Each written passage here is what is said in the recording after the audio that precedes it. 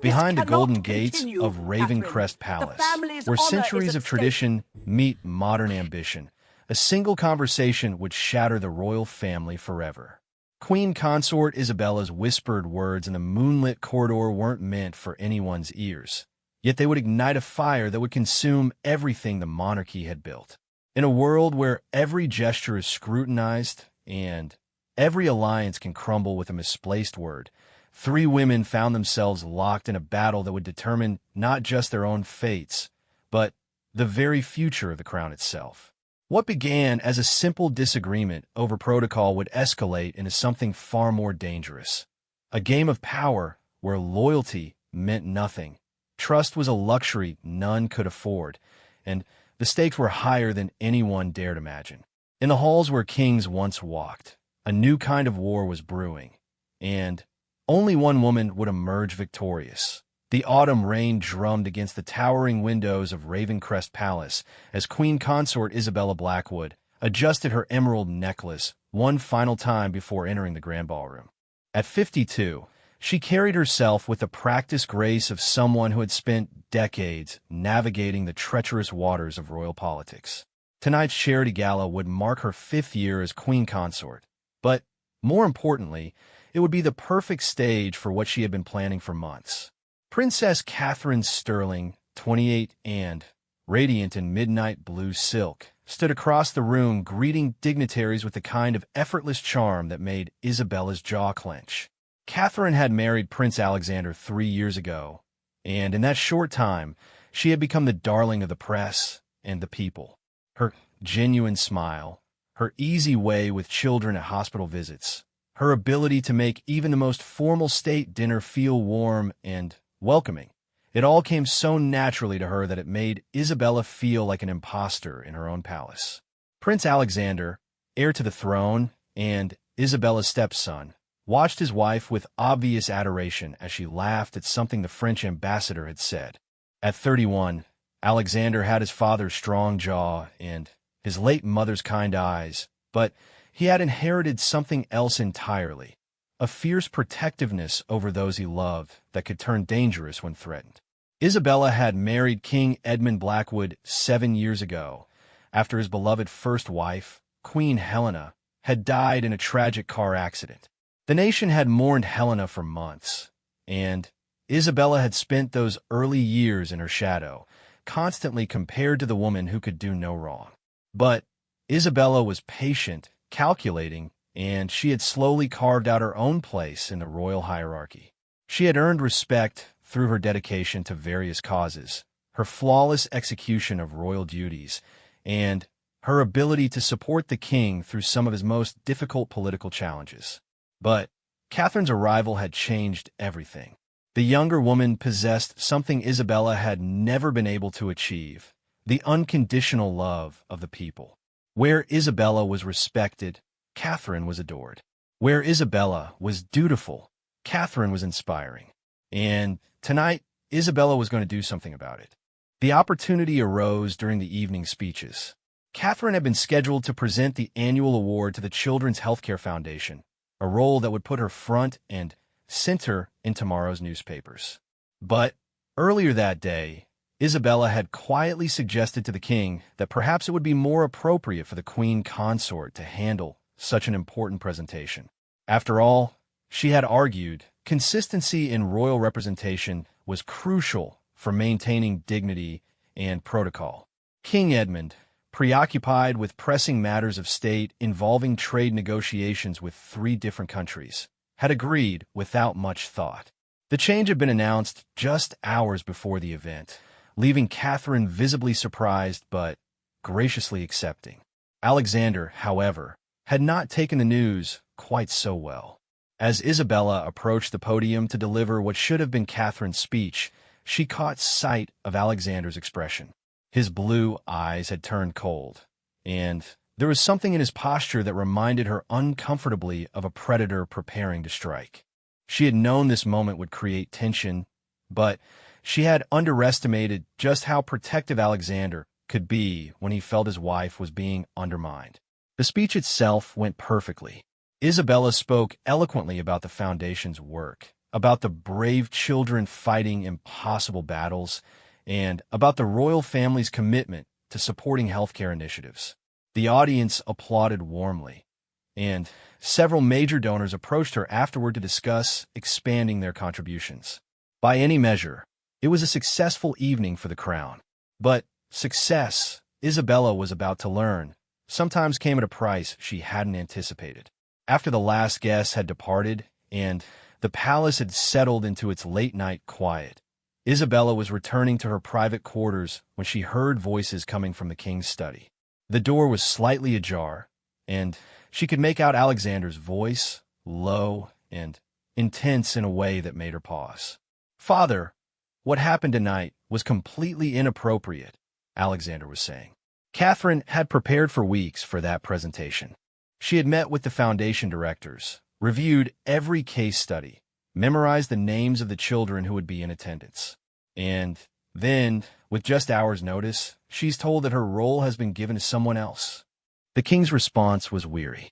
"Alexander, these decisions aren't made lightly. Isabella has more experience with these formal presentations, and this isn't about experience," Alexander interrupted, his voice rising slightly. "This is about respect. Catherine has proven herself time and again. The people love her, the press loves her, and she brings genuine passion to every charitable engagement. But somehow, she keeps finding herself pushed to the sidelines when it comes to the events that really matter." Isabella felt her heart rate quicken. She had always known that Alexander was protective of his wife, but she had assumed that his loyalty to the crown and to protocol would override any personal concerns. Hearing the anger in his voice, she realized she might have miscalculated. Catherine's voice joined the conversation then, soft but firm. "Alexander, please don't make this into something bigger than it is. These things happen. Protocol changes, priorities shift. I understand that. But you shouldn't have to understand it," Alexander replied. "You're not some minor royal who should be grateful for whatever scraps of duty you're thrown. You're going to be queen one day. The people already see you that way, and you've earned that recognition through your own hard work and dedication." Isabella pressed closer to the door, her silk gown rustling softly against the ancient wood. What she heard next made her blood run cold. "I've been thinking," Alexander continued, "maybe it's time we considered establishing our own charitable foundation. Something that would allow Catherine to take on more substantial projects without having to navigate the existing palace hierarchy. We could focus on issues that really matter to her: mental health awareness, educational opportunities for underprivileged children, support for young mothers." The king was quiet for a long moment. When he finally spoke, his voice carried a warning that Isabella recognized all too well. "Alexander, I understand your frustration, but creating separate royal initiatives could send the wrong message. The strength of the monarchy lies in its unity, in presenting a coordinated front to the public." Or, Alexander said quietly, "it could show that the monarchy is evolving, that it's capable of embracing new approaches and new voices. Catherine brings something special to this family, Father. People connect with her in a way they haven't connected with a royal in generations. Maybe instead of trying to manage that or control it, we should be finding ways to nurture it." Isabella had heard enough. She moved away from the door as quietly as she could, her mind racing. What she had witnessed wasn't just a family disagreement about protocol. It was the beginning of a power struggle that could reshape the entire royal structure. Alexander wasn't just defending his wife. He was positioning her as an alternative to the current way of doing things. And if Catherine continued to gain popularity while being sidelined by the traditional hierarchy, she could become a rallying point for those who wanted to see the monarchy change. Back in her own quarters, Isabella stared out at the palace gardens, now shrouded in darkness. She had spent years building her position, earning her place as queen consort through careful maneuvering and unwavering dedication to duty. But Catherine represented something she could never be: a fresh start, a new generation, a bridge between the ancient institution of the monarchy and the modern world. The question now was what she was going to do about it. Isabella had not survived 7 years as queen consort by being passive or naive. She understood power, she understood politics, and she understood that sometimes to protect what you had built, you had to be willing to fight for it. The next morning brought new challenges that would test every alliance and assumption within the palace walls. Isabella woke early, as was her habit, and immediately began planning her next moves. She had several key advantages: her relationship with the king, her connections within the palace staff, and her deep understanding of royal protocol and tradition. But she also knew that Catherine had her own strengths: public support, media sympathy, and, most dangerously, Alexander's unwavering loyalty. As Isabella prepared for the day ahead, she reflected on how she had arrived at this moment. Her marriage to King Edmund had been, from the beginning, a partnership built on mutual respect and shared duty rather than passionate romance. They had both been widowed, both understood the demands of public life, and both were committed to serving the crown with dignity and purpose. It had been a practical arrangement that had grown into genuine affection and deep trust. But Catherine and Alexander's marriage was different. Theirs was a love story that the public had embraced wholeheartedly.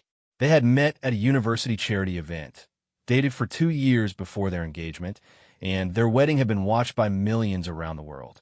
Their obvious devotion to each other, their easy chemistry during public appearances, and their shared passion for charitable work had made them the golden couple of the royal family. Isabella understood that she was fighting against more than just Catherine's popularity. She was fighting against the story that the public wanted to believe about their royal family. People were drawn to tales of true love and happily ever after, especially when those tales involved beautiful young people who seemed to genuinely care about making the world better. But Isabella also knew something that the public didn't. Maintaining a monarchy required more than good intentions and popular appeal. It required political acumen, diplomatic skill, and the ability to navigate complex relationships with foreign governments, domestic institutions, and various competing interest groups.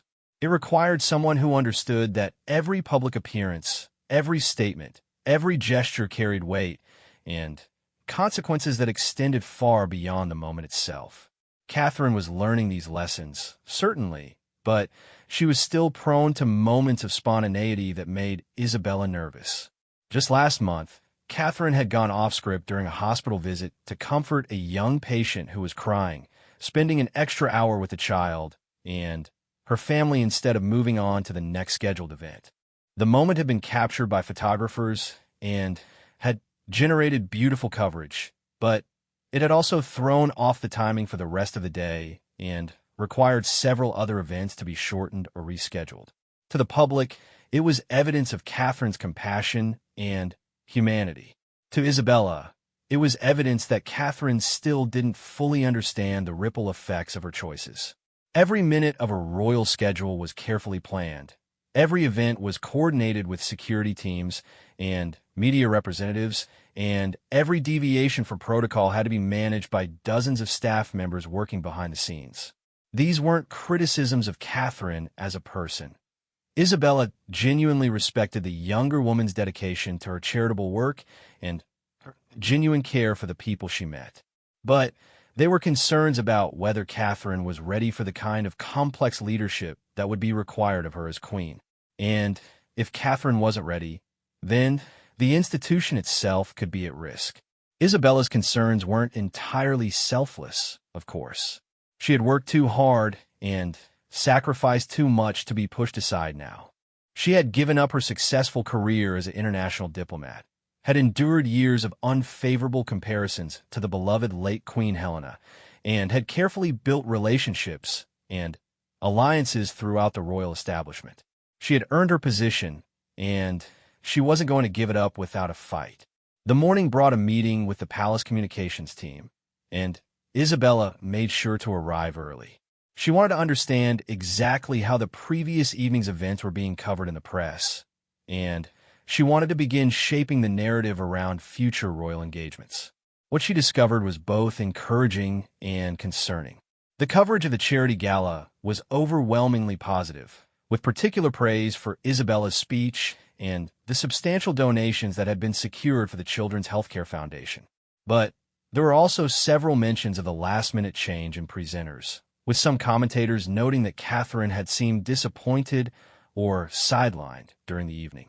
More troubling were the comments from royal watchers and social media users, many of whom expressed confusion about why Catherine hadn't been allowed to present the award herself. Several prominent journalists had already reached out to the communications team asking for clarification about the decision-making process behind the change. Isabella realized that her strategic move had succeeded in the short term. She had secured a high-profile role for herself and demonstrated her continued importance within the royal hierarchy.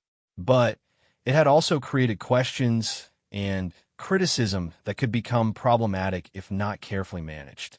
During the communications meeting, Isabella listened carefully as the team discussed various strategies for addressing the coverage.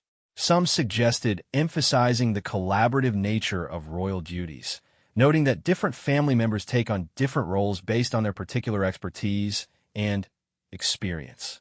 Others recommended focusing on the success of the event itself, highlighting the funds raised and the positive impact on the Children's Healthcare Foundation. But Isabella was thinking several steps ahead. She knew that this single incident would likely be forgotten within a few weeks, but it was part of a larger pattern that needed to be addressed.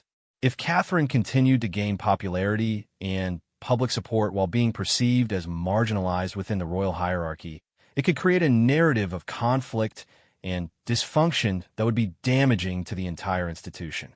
The solution, Isabella realized, was not to continue sidelining Catherine, but to find ways to channel her popularity in directions that would benefit the crown without undermining the established order.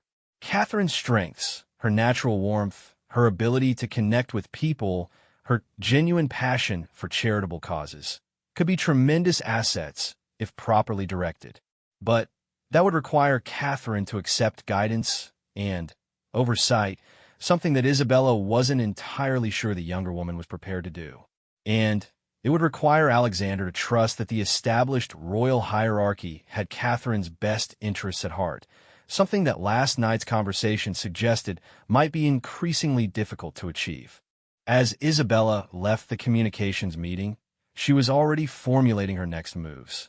She would need to have a conversation with Catherine, but it would have to be carefully planned and strategically timed. She would need to find ways to demonstrate that she was committed to Catherine's success, while also establishing clear expectations about how that success should be pursued. And she would need to find a way to address Alexander's growing protectiveness without creating an open conflict that could tear the royal family apart. Because if there was one thing Isabella understood better than anyone else, it was that the monarchy's greatest strength and its greatest vulnerability lay in the perception of unity among its members. Any public sign of discord or division could be exploited by the monarchy's critics and could undermine public confidence in the institution as a whole. The stakes were higher than personal pride or individual ambition. The future of the crown itself hung in the balance. Second document 3 weeks after the charity gala. The palace was buzzing with preparations for the annual Royal Children's Trust visit, a tradition that involved the royal family spending a day at various schools and youth centers across the capital. It was exactly the kind of event where Catherine naturally excelled, and Isabella had decided it was time to extend an olive branch. The morning of the visit dawned crisp and clear, perfect weather for what would be a day filled with outdoor activities and public appearances. Isabella had specifically requested that she and Catherine worked together at the Riverside Community Center, a facility that served children from some of the city's most disadvantaged neighborhoods. Her plan was simple: demonstrate to Catherine that they could be effective partners, while subtly establishing the proper protocol for their joint appearances. Catherine arrived at the community center wearing approachable navy dress and comfortable flats, her hair pulled back in a simple style that made her look both elegant and ready to work.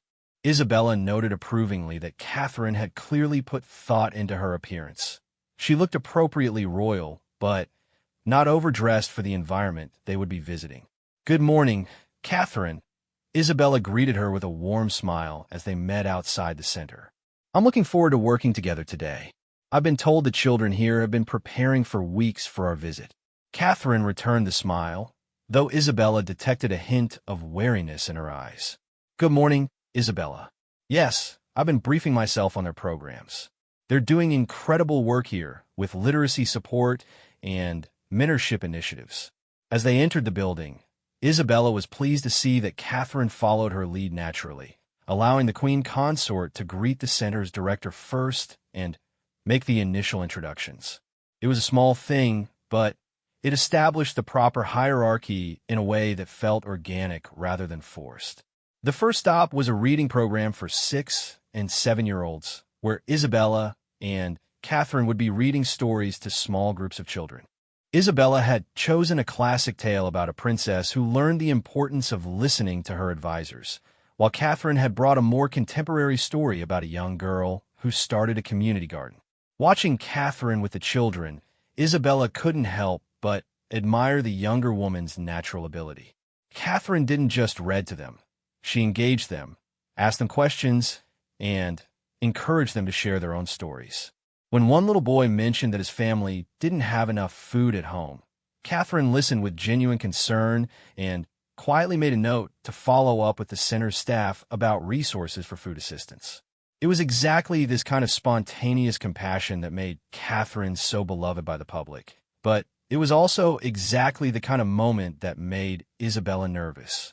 These conversations, however well-intentioned, could easily be taken out of context or used to create political complications for the royal family. After the reading session, they visited a computer lab where teenagers were learning coding and digital design skills. Here, Isabella was in her element, drawing on her background in international diplomacy to discuss how technology was creating new opportunities for global communication and collaboration. She was articulate and knowledgeable, and several of the students asked thoughtful questions about her work with various international organizations. Catherine, meanwhile, focused on the students' individual projects, asking to see their work and offering encouragement for their creativity and innovation. She was particularly interested in a project by a 15-year-old girl who was designing a website to help connect elderly community members with young volunteers. The morning seemed to be going well until they reached the center's kitchen, where a group of children was learning basic cooking skills as part of a nutrition education program. The instructor mentioned that the program was currently underfunded and might need to be cut, which would eliminate an important source of healthy meals for children who often didn't have access to nutritious food at home. Isabella saw Catherine's expression change immediately. The younger woman's eyes lit up with the kind of passionate concern that Isabella had come to recognize as both Catherine's greatest strength and her greatest liability. "How much funding would you need to keep the program running?" Catherine asked, pulling out her phone to take notes. The instructor explained that they needed approximately $50,000 annually to cover ingredients, equipment maintenance, and instructor salaries. It wasn't an enormous amount by royal standards, but it represented a significant budget item for a community center operating on tight margins. "I'd like to explore how we might be able to help," Catherine said immediately, "whether through direct funding or by connecting you with other donors who might be interested in supporting this kind of program." Isabella felt a familiar tension building in her chest. Catherine's instincts were admirable, but she was making commitments without understanding the broader implications.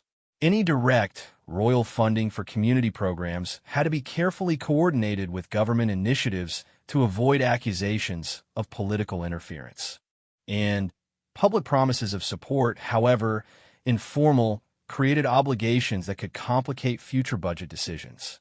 "Catherine," Isabella interjected gently, "perhaps we should discuss this with the palace development team first. They will be able to provide guidance on the best ways to support programs like this within the appropriate frameworks." Catherine looked surprised by the intervention, and Isabella saw a flash of something. Frustration? Embarrassment? Cross her face before she nodded politely. "Of course, you're absolutely right. I got a bit carried away by my enthusiasm for the program." The moment passed quickly, and the rest of the visit proceeded smoothly. But Isabella knew that something had shifted between them. Catherine was more careful with her responses for the remainder of the day, more formal in her interactions, and less spontaneous in her engagement with the children and staff. During the car ride back to the palace, Catherine was unusually quiet.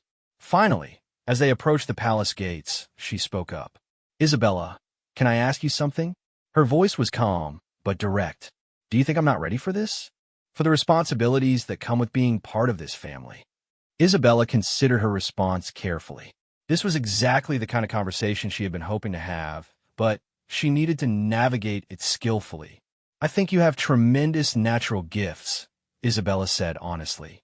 "Your ability to connect with people is extraordinary, and your genuine compassion for the causes you support comes through in everything you do. But I also think that this role requires learning to balance instinct with strategy, passion with protocol." Catherine nodded slowly. "I understand that, and I know I still have a lot to learn. But sometimes I feel like I'm being managed rather than mentored, if that makes sense. Like my role is to look appropriate and say the right things, rather than to actually make a difference."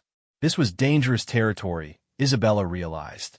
Catherine was expressing exactly the kind of frustration that could lead to the sort of independent initiatives that Alexander had mentioned in his conversation with the king. "I don't think anyone wants to limit your impact," Isabella said carefully. "But making a difference through the royal platform requires understanding how that platform works, what its constraints are, and how to maximize its effectiveness without creating unintended consequences." Catherine was quiet for another moment. "Can I share something with you? Something that's been bothering me." Isabella nodded, though she felt her defenses rising. "Last month, I wanted to visit the women's shelter that we support through the Queen's Foundation. Not for a formal engagement, just a private visit to check in with the staff and see how the programs were developing. But I was told that all royal visits, even private ones, needed to be cleared through the communications office and coordinated with security. By the time all the approvals were in place and the visit was scheduled, it had been turned into a full media event with photographers and interviews." Isabella knew exactly what Catherine was referring to. She had been part of the discussion about that visit, and the decision to formalize it had been made for good reasons: security concerns, media management, and the opportunity to generate positive coverage for the Foundation's work. "The intention wasn't to complicate your visit," Isabella explained. "But when members of the royal family appear at sensitive locations like women's shelters, there are legitimate security considerations. And the media attention, while sometimes intrusive, also brings awareness and potential donations to important causes." "I understand that," Catherine said. "But the women at the shelter told me later that the formal visit felt very different from the kind of informal support they had been hoping for. Some of them were too intimidated by the cameras and the protocol to share the things they really wanted to talk about." This was exactly the kind of feedback that made Isabella nervous. Catherine was essentially arguing that the royal protocol was interfering with her ability to do meaningful work, which was a criticism that could easily extend to the entire institutional framework. "Catherine, I hear what you're saying, and I think these are important concerns to address. But I also think you might be underestimating the positive impact that formal royal attention can have. The media coverage from that shelter visit generated more than $100,000 in donations over the following month. That money will fund counseling services, legal assistance, and housing support for dozens of women." Catherine sighed. "You're right, of course.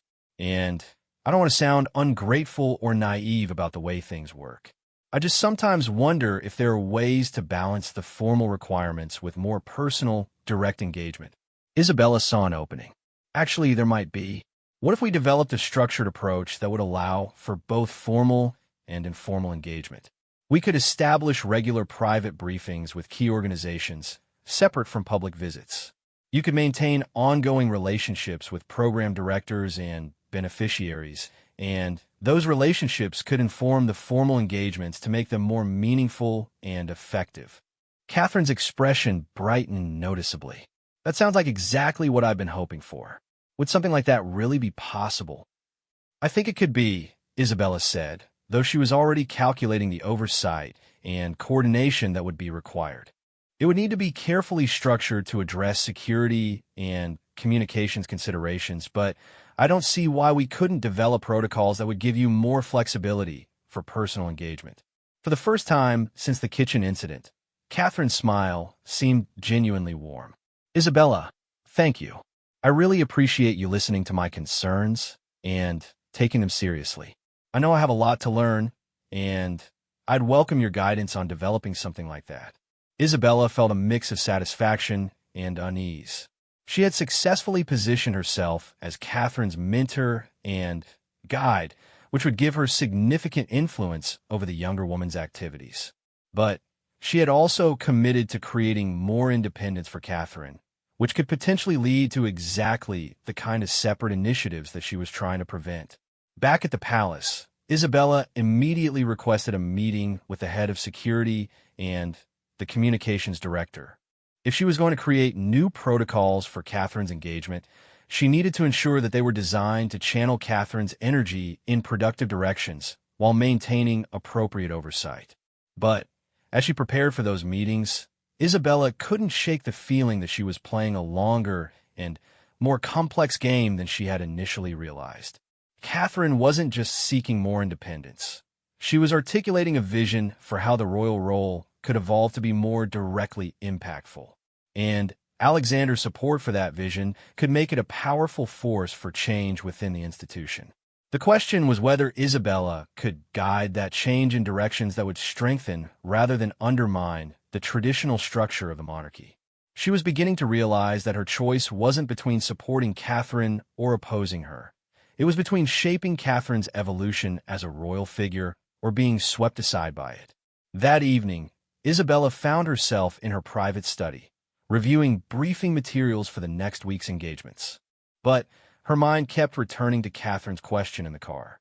Do you think I'm not ready for this? The honest answer, Isabella realized, was complex. Catherine was ready for many aspects of royal life. She was naturally gifted at public engagement, genuinely committed to charitable work, and possessed the kind of authenticity that the monarchy desperately needed in the modern era. But she wasn't ready for the political complexity, the strategic thinking, and the careful balance of competing interests that effective royal leadership required. The question was whether Catherine could learn those skills while maintaining the qualities that made her so effective, or whether the institutional pressures would gradually erode her natural gifts. Isabella had seen it happen before, promising young royals who started with great enthusiasm, but became increasingly formal and careful as they learned the constraints of their positions. Isabella didn't want that to happen to Catherine, both for personal reasons and for the good of the institution. The monarchy needed Catherine's energy and authenticity, but it also needed Catherine to understand and work within the complex web of relationships and obligations that made the institution function. As Isabella prepared for bed that night, she reflected on the strange position she found herself in. She had started the day planning to assert her authority and establish clear boundaries with Catherine. But she was ending it committed to helping Catherine develop greater independence and more meaningful engagement with her charitable work. Perhaps that was growth, Isabella thought. Or perhaps it was simply recognition that the most effective way to maintain her own position was to make herself indispensable to Catherine's success. Either way, she was now committed to a path that would require all of her diplomatic skills and political acumen to navigate successfully. The real test would come in the weeks ahead, as she worked to develop new protocols that would satisfy Catherine's desire for more direct engagement, while maintaining the institutional safeguards that Isabella knew were essential. It would require finding ways to give Catherine more freedom, while ensuring that freedom was exercised responsibly. And it would require managing Alexander's expectations and concerns, something that Isabella suspected would prove to be the most challenging aspect of the entire endeavor. Third document, the crisis began with a photograph that was never meant to be taken. 2 months after Isabella and Catherine's successful collaboration at the community center, the new protocols they had developed were working smoothly. Catherine had been conducting regular private briefings with key charitable organizations, and these informal sessions had indeed made her formal public engagements more meaningful and effective. Isabella had been pleased with the arrangement, feeling that she had successfully channeled Catherine's energy while maintaining appropriate oversight. But then Catherine decided to visit the Riverside Community Center again, this time during one of her approved informal visits to check on the nutrition program they had discussed.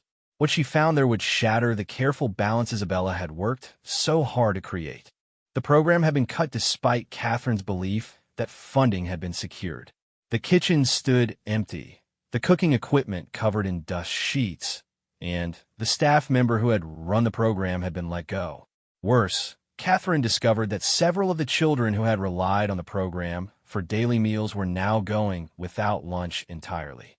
Catherine's response was swift and decisive. She immediately called Alexander from the community center, explaining the situation and asking him to help her understand what had gone wrong with the funding she thought she had arranged. Alexander, in turn, called the Palace Development Office, demanding to know why a program that had received royal attention and support had been allowed to fail. What they discovered was a complex web of bureaucratic delays, miscommunications, and competing priorities that had effectively prevented any meaningful assistance from reaching the community center. The Royal Development Team had been exploring options for supporting the nutrition program, but they had been waiting for approvals from multiple departments and attempting to coordinate with government initiatives that might take months to materialize. In the meantime, a program that fed 30 children daily had simply disappeared. Catherine was furious in a way that surprised even Alexander. Her usual diplomatic composure cracked entirely as she realized that her careful adherence to protocol had contributed to a situation where children were going hungry while bureaucrats debated the most appropriate channels for providing help. She made a decision that would change everything. She called her personal bank and arranged for an immediate transfer of $50,000 to the community center, enough to restart the nutrition program and keep it running for a full year. Then, she called the center's director and told them to expect the funding within 24 hours. The transfer was completed that afternoon. By the next morning, the kitchen was being restocked, staff were being recalled, and children were once again receiving healthy meals. It was exactly the kind of direct action that Catherine had been wanting to take since joining the royal family. It was also a complete violation of royal protocol and a potential political disaster. Isabella learned about Catherine's action through an emergency call from the palace communications director, who had been contacted by several journalists asking about reports of direct royal funding for community programs. Within hours, the story was everywhere. Princess Catherine takes matters in her own hands. Royal breaks protocol to feed hungry children. Princess's private funds bypass palace bureaucracy. The coverage was overwhelmingly positive from a public perspective. Catherine was being hailed as a compassionate leader who cared more about helping children than following red tape. Social media was full of praise for her decisive action and criticism of the palace bureaucracy that had allowed the program to fail in the first place. But Isabella understood the deeper implications that the public couldn't see. Catherine had established a precedent for independent royal action that completely bypassed the institutional frameworks designed to coordinate charitable activities with government policy.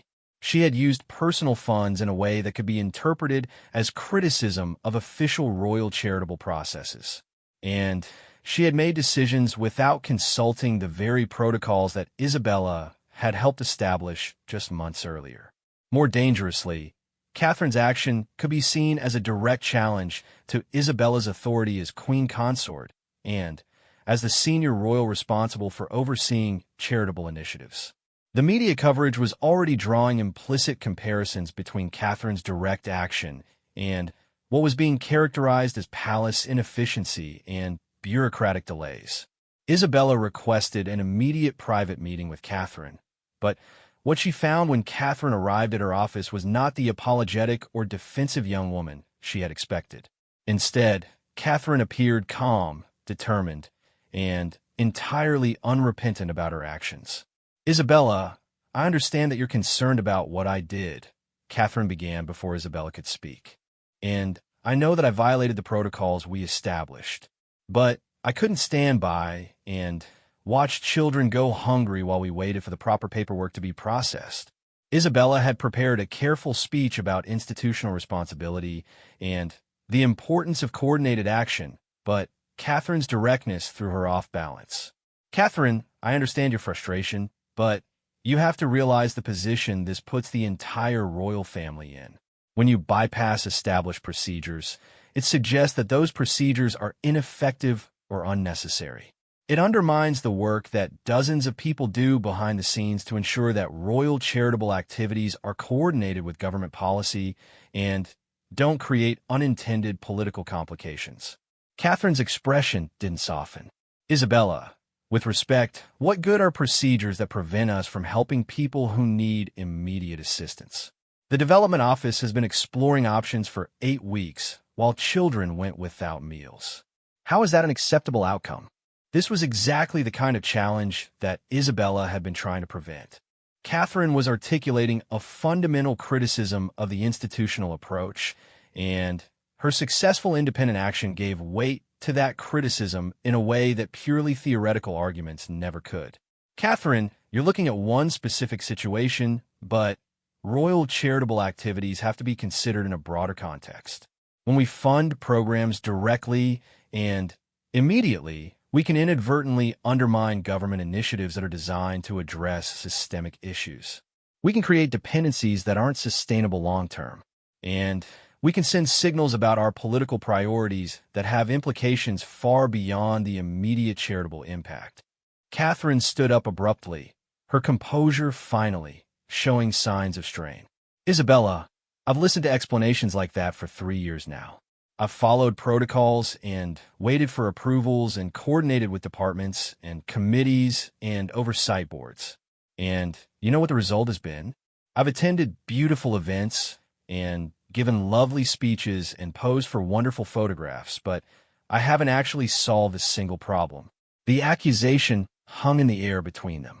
Isabella felt a surge of anger at the implication that her decades of charitable work had been merely ceremonial, but she also recognized that Catherine was expressing frustrations that couldn't be easily dismissed.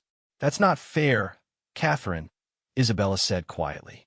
The royal family's charitable work has generated millions of dollars in donations, brought attention to countless important causes, and provided support and encouragement to organizations doing vital work. You may not see the direct impact because it happens gradually through relationships and networks and long-term partnerships, but it is real and it is substantial. Catherine sat back down, but her expression remained firm. I don't doubt that, Isabella, and I'm not trying to diminish the work that you and others have done, but I can't accept that gradual institutional change is the only way to make a difference. Sometimes people need help immediately, and sometimes the most compassionate response is direct action rather than institutional coordination. Isabella realized that this conversation was about much more than the nutrition program or even Catherine's violation of protocol. Catherine was articulating an alternative vision for how royal charitable work could function, and that vision was fundamentally incompatible with the careful institutional approach that Isabella had spent years developing and refining. Catherine, what you're describing sounds admirable, but it's also potentially dangerous. If members of the royal family start taking independent action based on their personal assessment of urgent needs, we lose the ability to coordinate our activities strategically. We risk duplicating efforts, working at cross purposes, or inadvertently creating political complications that could damage the monarchy's relationship with the government. Catherine leaned forward, her eyes bright with conviction. But what if we're being too cautious? What if our concern about potential complications is preventing us from addressing real, immediate suffering? How many children have gone hungry while we worried about proper coordination? How many families have lost their homes while we waited for appropriate approvals? Isabella felt something close to despair as she realized that Catherine was not going to be persuaded by institutional arguments. The younger woman had experienced direct success through independent action, and that success had validated her instincts about the need for more immediate personal engagement. The meeting ended without resolution, but Isabella knew that the real confrontation was yet to come. Catherine's action had been successful and popular, which would make it much harder to prevent similar actions in the future. And Alexander's support for Catherine's approach meant that Isabella was potentially facing not just one rogue royal, but a coordinated challenge to the established way of doing things. That afternoon brought an even more troubling development. King Edmund requested an urgent meeting with Isabella, and she could tell from his tone that he was deeply concerned about the day's events. "Isabella," the king began without preamble, "I've been getting calls from government ministers all afternoon. They're concerned about the precedent that Catherine's action might set, and they're asking questions about the royal family's coordination with official policy initiatives." Isabella had been expecting this conversation, but she still felt a knot of anxiety in her stomach. "Edmund, I understand their concerns, and I share them. Catherine's action, while well-intentioned, does create complications that we'll need to address carefully."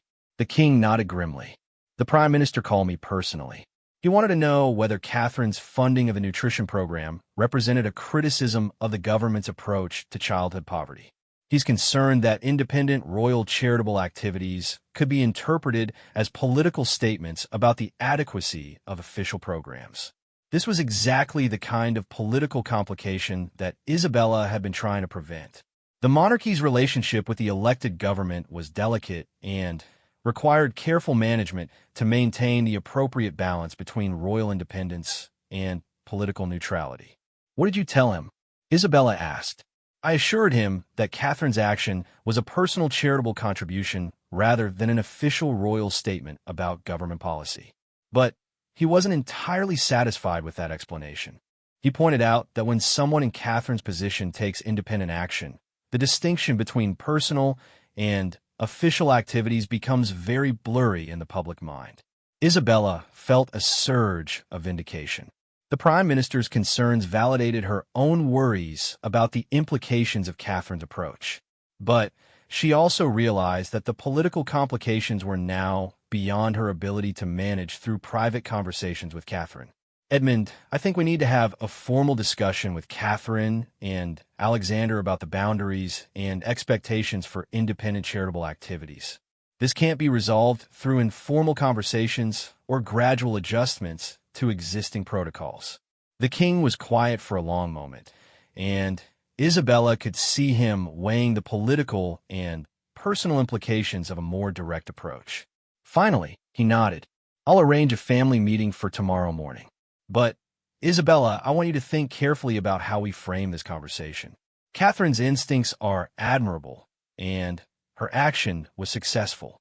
We need to find a way to address the legitimate concerns about coordination and protocol without undermining her commitment to charitable work." After leaving the king's office, Isabella spent the rest of the evening preparing for what she knew would be one of the most important conversations of her tenure as queen consort. She needed to find a way to reassert institutional authority without alienating Catherine or creating a public perception of family conflict. But as she reviewed her notes and planned her approach, Isabella couldn't shake the feeling that she was fighting against more than just Catherine's individual choices. The younger woman's actions had tapped into something deeper, a public desire for more direct, immediate, and personal royal engagement with social issues. The question was whether the monarchy could evolve to accommodate that desire while maintaining the institutional stability and political neutrality that had allowed it to survive and thrive for centuries. Isabella was beginning to suspect that the answer might require changes that she wasn't prepared to accept. The stage was set for a confrontation that would determine not just Catherine's future role within the royal family, but the fundamental direction of the monarchy itself. Fourth document, the family meeting that would determine the future of the monarchy, took place in the king's private study, a room lined with portraits of previous monarchs and filled with the weight of centuries of tradition. Isabella arrived early, as was her custom, and spent a few minutes studying the portrait of Queen Helena, Alexander's late mother, whose gentle smile seemed to watch over the proceedings with quiet judgment. King Edmund entered precisely on time, followed by Alexander and Catherine. The tension in the room was immediately apparent. Alexander's jaw was set in the determined expression that Isabella had come to recognize as dangerous, while Catherine appeared calm but resolute. Only the king seemed truly uncertain, caught between his institutional responsibilities and his love for his son and daughter-in-law. "Before we begin," the king said, settling into his chair behind the massive oak desk, "I want to establish that this conversation is about finding solutions, not assigning blame. Catherine, your intentions were admirable, and the outcome was positive. But we need to address the concerns that have been raised about coordination and protocol." Isabella had prepared extensively for this moment, but she found herself hesitating as she looked at Catherine's face. The younger woman's expression was not defiant or apologetic. It was determined in a way that reminded Isabella uncomfortably of herself at that age. "Catherine," Isabella began carefully, "I want to start by acknowledging that your action achieved exactly what you intended. The nutrition program is running again, children are being fed, and you've demonstrated the kind of direct compassion that people expect from the royal family. But I'm concerned about the precedent this sets and the potential complications it could create." Alexander leaned forward immediately. "What kinds of complications are we talking about, Isabella? Because from where I'm sitting, the only complication is that a problem got solved quickly instead of getting lost in bureaucratic delays." Isabella had expected this challenge from Alexander, and she was prepared for it. "Alexander, the Prime Minister called your father personally yesterday. He's concerned that independent royal charitable activities could be interpreted as criticism of government policy. When Catherine funded a program that government agencies were supposed to be addressing through official channels, it sent a signal about the adequacy of those official efforts." Catherine spoke for the first time since entering the room. "So we're not allowed to help people because it might make the government look bad?" "That's not what I'm saying," Isabella replied, though she realized that her explanation was dangerously close to exactly that interpretation. "I'm saying that when we act independently, without coordinating with official initiatives, we risk creating unintended political complications that could damage the monarchy's relationship with the elected government." The king intervened before the conversation could escalate further. "Catherine, can you help us understand your thinking when you decided to fund the program directly? What led you to that decision?" Catherine looked directly at her father-in-law, and Isabella saw something in her expression that made her heart sink. The look of someone who had thought deeply about their position and reached conclusions that they were prepared to defend. "Edmund, for 3 years I've been following the protocols that Isabella and others established. I've waited for approvals, coordinated with committees, and worked through official channels. And in those 3 years, I haven't solved a single urgent problem. I've attended events and given speeches and posed for photographs, but I haven't actually prevented any suffering or addressed any immediate needs." Isabella felt compelled to interrupt. "Catherine, that's simply not true. Your work has generated substantial donations, brought attention to important causes, and provided encouragement to countless organizations. The impact may not be as immediate or visible as direct funding, but it is real and substantial." "But is it enough?" Catherine asked, turning to face Isabella directly. "Is it enough that we generate donations and bring attention to problems while children go hungry and families lose their homes and people suffer from preventable tragedies? At what point does our concern about protocol become more important than our ability to help people who desperately need help?" Alexander nodded emphatically. "That's exactly the question, Father. We have the resources and the platform to make immediate, direct differences in people's lives. Why should we limit ourselves to symbolic support when we could be providing actual solutions?" Isabella realized that she was facing exactly the kind of fundamental challenge that she had been trying to prevent. Catherine and Alexander weren't just questioning specific protocols. They were questioning the entire institutional approach to royal charitable work. Because, Isabella said, fighting to keep her voice calm, symbolic support, and institutional coordination are what allow us to have sustainable, long-term impact. When we act independently and immediately, we may solve individual problems, but we don't address the systemic issues that create those problems in the first place.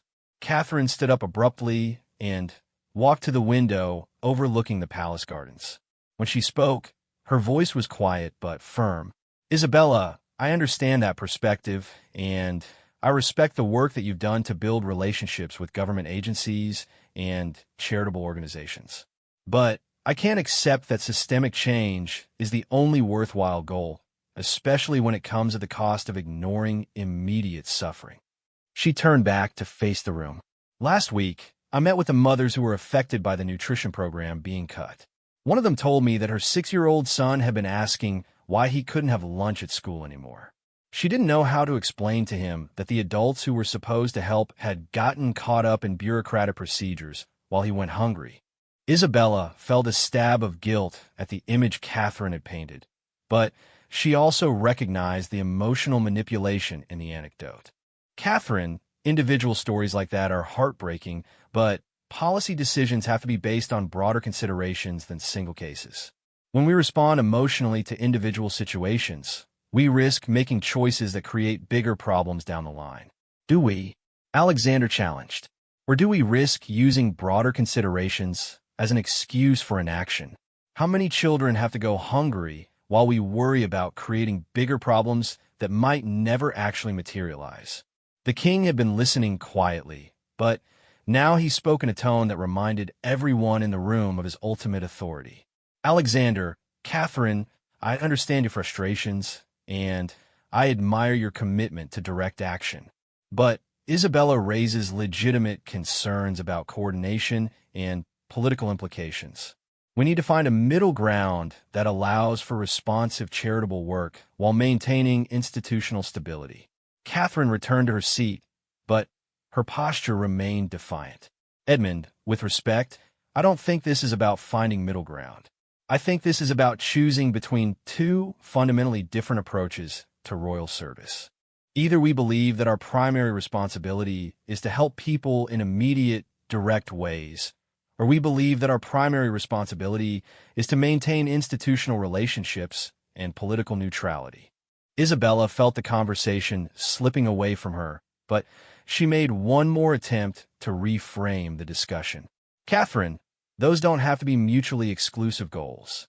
Institutional relationships and political neutrality are what give us the platform and credibility to be effective in our charitable work. Without those foundations, our ability to help people would be severely limited. Would it? Catherine asked. Because it seems to me that our concern about maintaining those foundations is exactly what prevents us from helping people when they need it most. How is that an acceptable trade-off? Alexander leaned back in his chair, and Isabella could see that he was preparing to make an argument that he had clearly thought through carefully. Father, I want to propose something that might address everyone's concerns. What if Catherine and I established an independent charitable foundation, separate from official royal activities? We could fund it with our personal resources, staff it with our own team, and operate it according to our own priorities and timeline. Isabella's blood ran cold. This was exactly the kind of independent initiative that she had been trying to prevent, and Alexander was proposing it as a solution rather than recognizing it as a threat to institutional unity. Alexander, the king said slowly, that kind of separate initiative could create public confusion about the royal family's charitable priorities. It could also create competition with existing royal charitable activities. Or, Alexander replied, it could demonstrate that the royal family is capable of evolution and innovation. Catherine's approach has been successful, and it's been popular with the public. Maybe instead of trying to constrain it, we should be looking for ways to build on it. Isabella knew that this was the moment when she needed to make her strongest argument, but she also realized that her usual appeals to institutional tradition and political stability were not going to be effective with an audience that had already decided those considerations were secondary to immediate charitable impact. Alexander, Catherine, she said, abandoning her prepared talking points, I need you to understand something that I don't think you've fully considered. The monarchy survives because it maintains a delicate balance between independence and coordination with other institutions. When we start operating completely independently, we risk being seen as a competing power center rather than a complementary one. That perception could undermine public support for the monarchy itself. Catherine looked at Isabella with something that might have been sympathy. Isabella, I understand that concern, but I think you're overestimating the risks and underestimating the benefits. The public doesn't support the monarchy because we follow protocol perfectly. They support us because they believe we're working to make their lives better. If our commitment to protocol prevents us from actually improving people's lives, then protocol becomes our enemy rather than our friend. The king stood up, signaling that the formal discussion was coming to an end, but Isabella could see from his expression that no resolution had been reached. I think we all need time to consider the points that have been raised today. This is a complex issue that requires careful thought and probably additional conversations. As the meeting broke up, Isabella felt a profound sense of unease. Catherine and Alexander had not been persuaded by institutional arguments, and they had articulated a clear alternative vision that was both politically dangerous and personally threatening to Isabella's position. But more troubling was the realization that Catherine's arguments contained elements that Isabella couldn't entirely dismiss. The younger woman's frustration with bureaucratic delays and her commitment to direct action were not simply naive idealism. They reflected genuine concerns about the effectiveness and relevance of traditional royal charitable work. After Alexander and Catherine left, Isabella remained in the study with the king. Edmund looked tired in a way that she hadn't seen before, and she realized that the pressure of managing family conflict while maintaining institutional stability was taking a toll on him. Edmund, Isabella said quietly, I'm concerned that we're facing a fundamental challenge to the way the royal family operates. Catherine's approach isn't just different from the traditional methods, it's explicitly critical of them. And Alexander's support means that this isn't going to be resolved through gradual adjustments or compromises. The king nodded slowly. I know, and the complicating factor is that they're not entirely wrong. Catherine's direct action was successful in a way that our institutional approaches haven't been. The public response has been overwhelmingly positive, and the practical outcome was exactly what everyone wanted. Isabella felt a flash of betrayal at the king's acknowledgement of Catherine's success. Edmund, you can't seriously be considering allowing them to establish an independent foundation. The political and institutional implications would be enormous.